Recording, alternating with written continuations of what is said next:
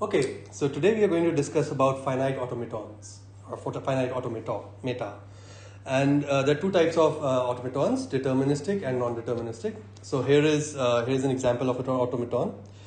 An automaton is basically a machine or a program that can be run on a given input data to check whether that string, that input, belongs to a regular language or not. All right. So let's understand this automaton. This is just a review lecture. I hope hopefully you have already studied finite automatons in some previous course. So this particular automaton has three states: S0, S1, and S2. The state S0 is special because it is the start state, and this is indicated by this incoming arrow, right? That's drawn here. So this basically means that the program or the machine starts in state S0. Also notice that S0 is drawn with a concentric circle, which means that it is an accepting state, which means if the end of the input data I am at state S0, then that particular input is accepted by the regular language. Otherwise, it is not accepted. All right. So, and a string is accepted by a regular language if and only if it at the end of after the entire string has been consumed, the automaton is on an accepting state. All right. If I'm at state S0 and the next string is 0, then I'm going to stay in state S0. That's what this transition indicates. If I'm at state S0 and I get 1, then I'm going to transition to state S1.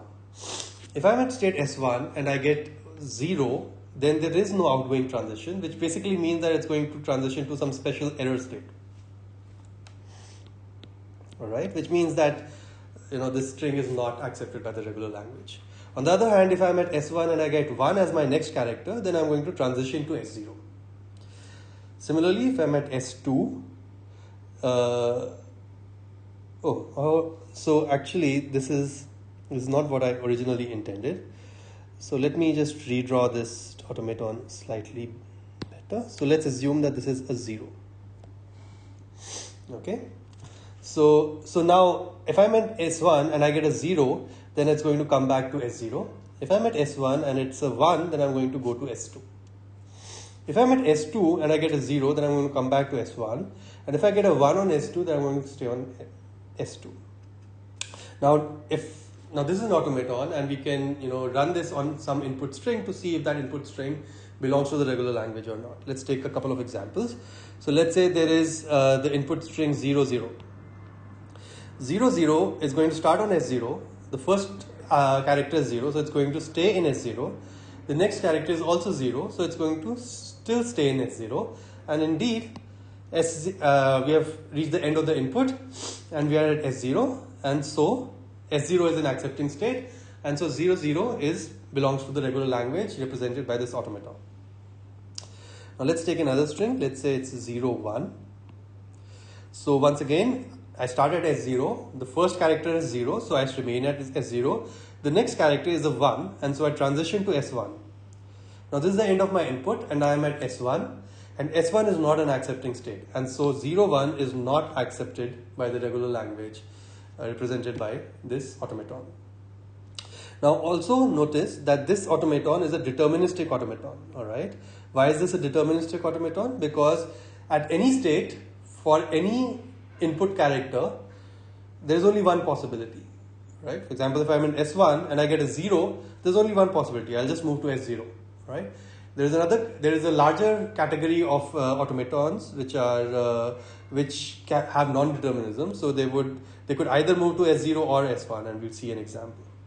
Moreover, there are no epsilon moves, and we'll see what an epsilon move is. All right. So here the second example here is. So let me just fix this automaton also. The second example here is a non-deterministic automaton. Okay. Why is this a non-deterministic automaton? Well, consider this state S1. If it gets an input 1, then it's going to, it could either stay in S1 or it could transition to S2. Now this is the non-determinism. The machine could move and make any of those moves, and any of those moves would be a legal move.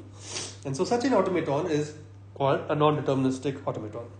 Moreover, there are some special epsilon characters here, right? What is an epsilon character? It basically means that I move without actually consuming any character in the string. Recall that the epsilon represents the empty string. And so in this case, there are epsilon moves. So which means that if I'm at S2, I can decide, the automaton can decide to move from S2 to S0 without consuming any character. All right, so that's called an epsilon move. As opposed to the other types of moves which always consume a character, an epsilon move does not consume a character of the string. And so this is also non-determinism. The non-deterministic machine can choose to move between, to traverse epsilon edges, and these are called epsilon moves. Okay, so this is an example of a non-deterministic automaton.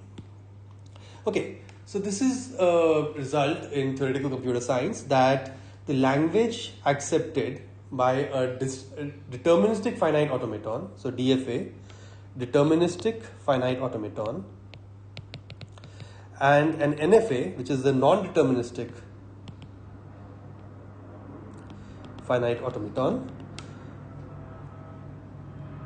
are actually the same. So in other words, if it's not like whatever language can be accepted by a deterministic finite automaton, a non-deterministic finite automaton can also be accepted by another, maybe a different deterministic finite automaton. So it's not like NFAs will accept a wider category of languages or anything like that. So that's a significant result in theoretical computer science.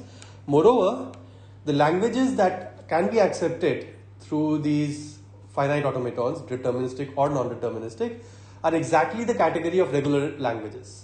And recall, what are regular languages? Regular languages are languages that can be represented through regular expressions, right? So recall that a regular expression, the meaning of a regular expression is a set of strings, which is the language it represents. And it turns out that a DFA or an NFA, a language that is accepted by a DFA or NFA can also be represented using a regular expression, and vice versa. And this is a major result. This is an important kind of significant result, isn't it? And all right, and just to give you an intuition why this is true, well, both DFA and NFA are basically examples of machines that have finite amount of memory, and this memory is basically how many states, how many different states that does the machine have, and that determines how much memory it maintains at any given point of execution. Similarly, a regular expression also has a finite amount of memory. So basically, a regular language can be represented. A string in a regular language can be identified using a machine with a finite amount of memory, and so this correspondence holds. Of course, a more rigorous explanation of this result is the subject of theory of computation. All right. So here's a quick review of how you could, given an NFA, if you would like to identify the DFA, the corresponding DFA for that NFA, there exists an algorithm. Recall that I just told you in the previous slide that the category of languages accepted by an NFA is the equivalent to the category of languages accepted by DFAs, which means that if you give me any NFA and that NFA accepts some language, then I can give you a DFA, a corresponding DFA, which will accept exactly the same language, right? And so, in fact, there is an algorithm that you can use to convert any given NFA to a corresponding DFA. So there are two steps to the algorithm. The algorithm is rather simple. First is you find the epsilon closure of every state. So for any given state in the NFA, you identify all the states that can be reached from that state through epsilon moves alone. All right. And the idea is that in the DFA there are no epsilon moves. So what we're going to do is we're going to club all such states that can be reached with epsilon moves alone into one big state, and we're going to put that state in our DFA. All right. And the other idea here is that in an NFA, recall that the machine can move non-deterministically between any two moves, across any two transitions, and so in the DFA, what we're going to track is what are the possibilities for the NFA at the current point, right? So, for example, if the NFA could have moved, on the one character, If on consuming a character 1, if it could have moved to two states, S0 and S1, S0 or S1, non-deterministically, then in the DFA we would like to record the fact that the NFA could be either in S0 or in S1. And to record this fact, I'm going to create a new state called S0, S1. That's going to record the fact that the NFA could have been either in S0 or in S1. Alright?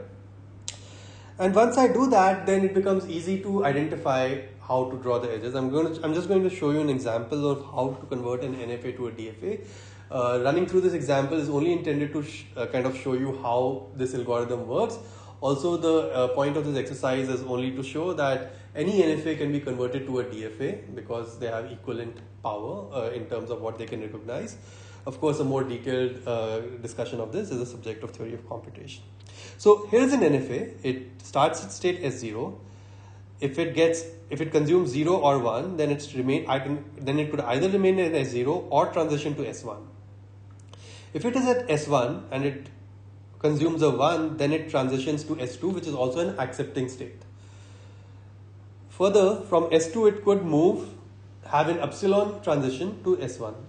Notice that I haven't drawn some missing edges. For example, if there was a 0 transition from S1, then I would just go to a special state called the error state, right? Which is not an accepting state, and so I'll remain at the error state from there on.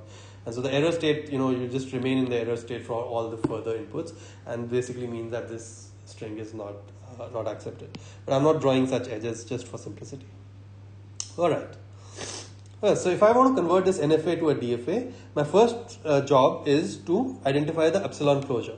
So what is the epsilon closure? Well, what is the epsilon closure of S0? It's just S0 because there are no outgoing epsilon edges from S0. What is the epsilon closure of S1?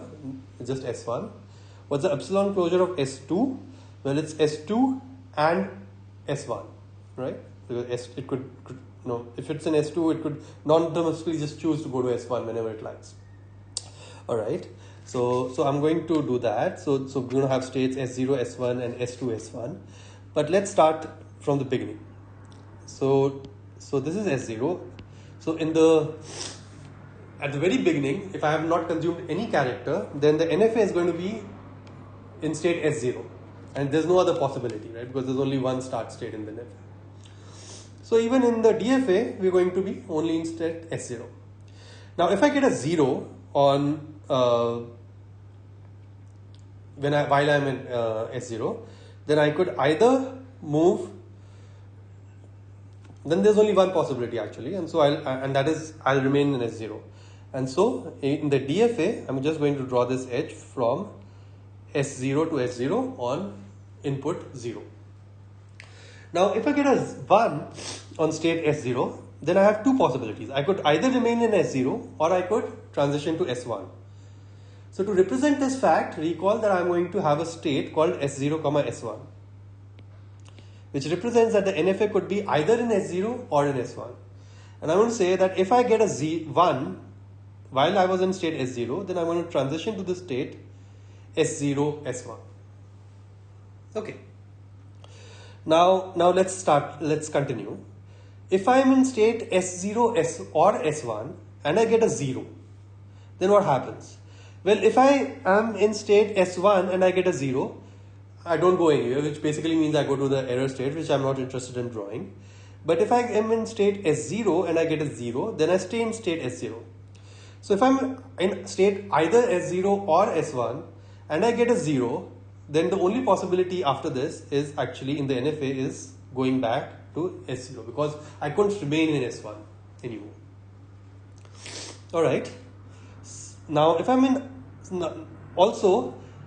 now let's look at what happens if I'm in S0 or S1 while I got in 1. So if I get a 1 while I'm in S0, S1, I will move to S2. But recall that S2 has an epsilon closure, which is S1. So I'm going to draw S2, S1. Because S1 is in the epsilon closure. So if I'm in S2, I could also be in S1, right? By default, because of the epsilon move.